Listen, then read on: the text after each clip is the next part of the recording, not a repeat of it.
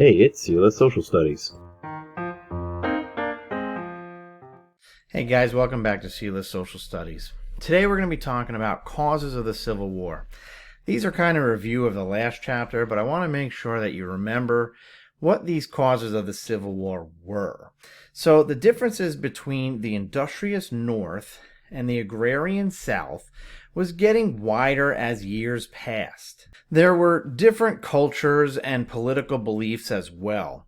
The glaring difference between the states of the North and the South was the belief on the institution of slavery. Northerners did not want it, and Southerners depended on it. There were many different events that occurred in antebellum America that led to the Civil War, but all of the reasons, tariffs, court decisions, industry, states' rights, all have one thing in common, and that is the slave. The number one issue that resulted in the start of the Civil War was the institution of slavery. Slaves were first brought to the Americas in 1619 and were in constant use in the southern states on large plantations. Northern states who did not have the geography or climate to use slaves had abolished the practice by the early 1800s and would rely on the mass influx of immigrants that came to America in the 1840s to 1860 to work at all their factories. Many northern and western states originally fought the Civil War to preserve the Union. However, the reason would become clear. It was to free the slaves. The agrarian South utilized slaves to tend its large plantations and perform other duties. By 1860, there were over 4 million slaves in the South. The economy and the Southern way of life was perched on the backs of slaves. The ownership of slaves meant a higher place in the caste system of the South. It was the division of the belief of slavery that is the common denominator of all the examples that follow. Southerners called the war the Northern War of Aggression, believing that the North wanted to destroy their economy and way of life. The underlying issue was that their economy and way of life was solely dependent on the institution of slavery. So now we'll get into some more causes here that are review from what we covered in the past. Number one is the Dred Scott decision. Now, the Dred Scott decision was important in the fact of what the result meant for slaves and even free African Americans in the United States. If you don't remember, Dred Scott was a slave that was from Virginia that ultimately made his way to Missouri.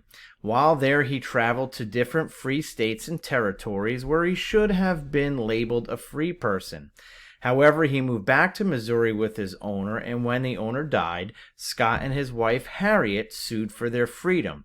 The Scott case made its way to the U.S. Supreme Court in 1857 in Scott v. Sanford case. Chief Justice Roger Taney presided over the case and wrote the deciding opinion that African Americans, either free or a slave, did not have rights to sue in federal court.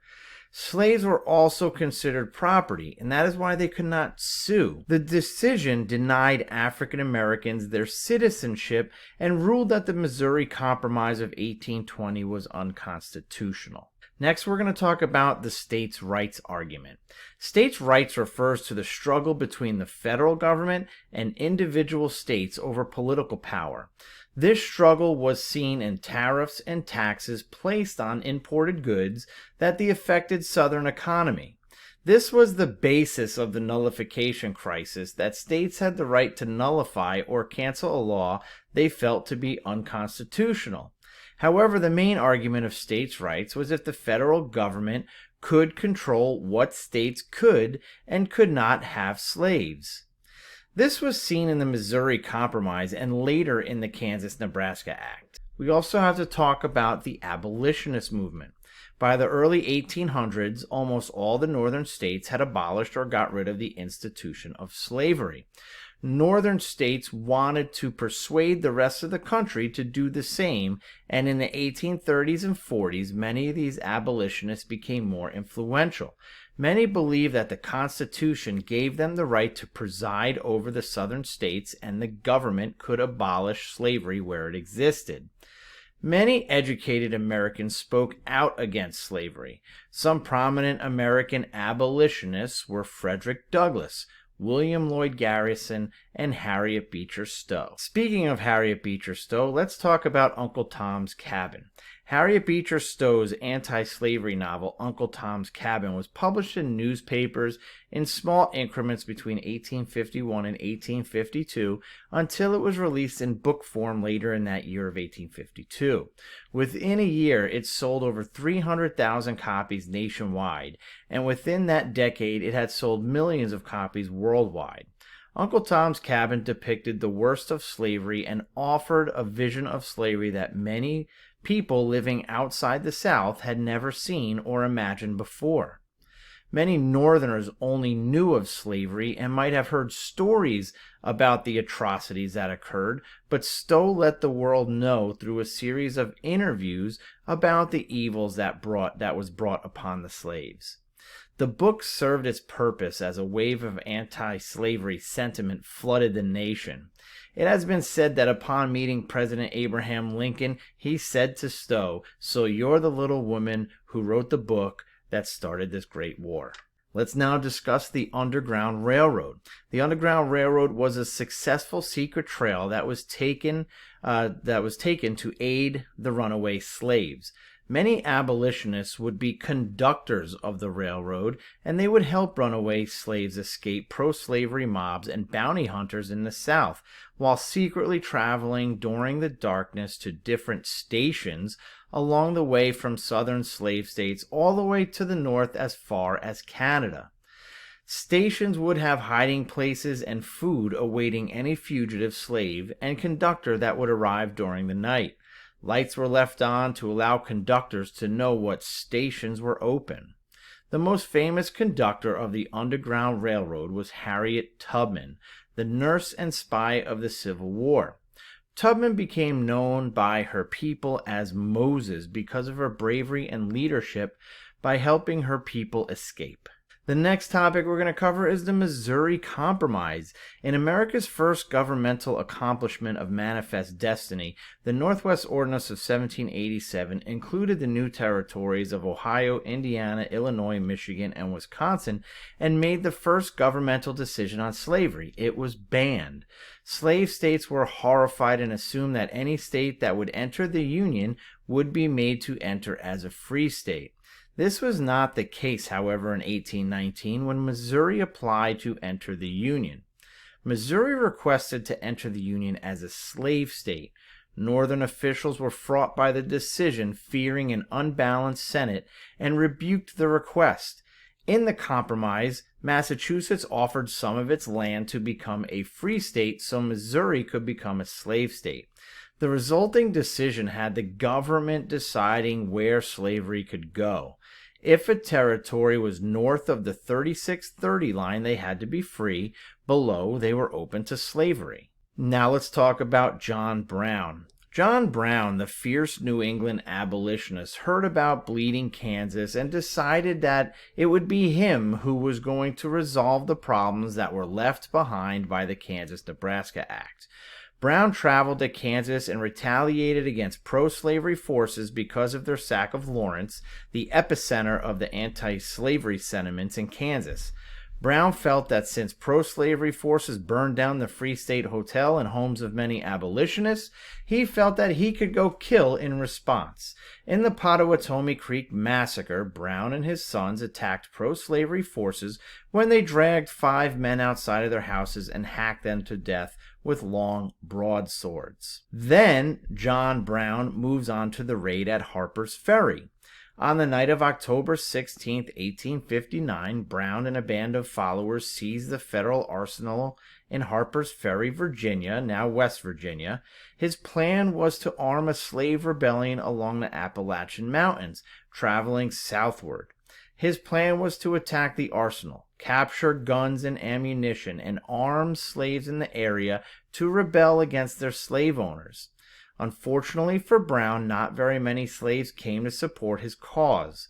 The United States Marines surrounded the arsenal and Brown was trapped. He was captured by the Army Lieutenant Colonel and future Confederate General Robert E. Lee. Brown was swiftly tried for treason against Virginia and hanged.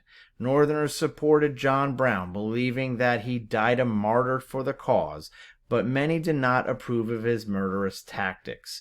Southerners believed that Brown was a domestic terrorist and was proof that the Northern abolitionist states wanted to wage war with the South.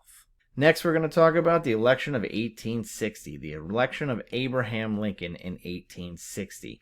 The Northern Democrats nominated Lincoln slayer Stephen Douglas for president. Southern Democrats nominated John Breckinridge, and the Constitutional Party nominated John Bell, all to run against the Republican candidate Abraham Lincoln. Running on the platform to preserve the Union and to limit the expansion of slavery to the West, Lincoln won the election without getting any votes from any Southern pro-slavery state. Lincoln did not wish to abolish slavery where it existed, only to limit its expansion westward. Southerners scoffed at Lincoln and didn't believe a word of it, and thought Lincoln would abolish slavery everywhere, which led to the Southern Secession. So now let's talk about Southern Secession. In the 1830s, South Carolina had threatened to secede from the Union when the Tariff of Abominations was placed on foreign goods, and it impacted the Southern economy. Vice President John C. Calhoun was vocal about the state's rights to nullify a federal law that a state deemed to be unconstitutional, thus creating the nullification crisis. President Jackson disagreed, forcing Calhoun to resign as vice president. In December of 1860, delegates from South Carolina met in Charleston at a secession convention to discuss their exit from the Union. In a unanimous vote of 169 to 0, South Carolinians voted to secede and leave the Union. Their secession paper made it clear that they felt that they voluntarily entered the Union and could voluntarily leave the Union as well. It also made clear the reason, mentioning the difference between slaveholding and non-slaveholding states on many occasions. South Carolina was followed quickly by 6 more states. Mississippi, Florida, Alabama, Georgia, Louisiana, and Texas almost immediately called for secession, while other states followed after the bombing of Fort Sumter. These states went on to form the Confederate States of America, electing Jefferson Davis as their president. So here are some, these are not all the causes, but these are some of the causes that we covered before that I wanted to refresh your memory about to tell you why, or the causes of the American Civil War. I'll see you next time.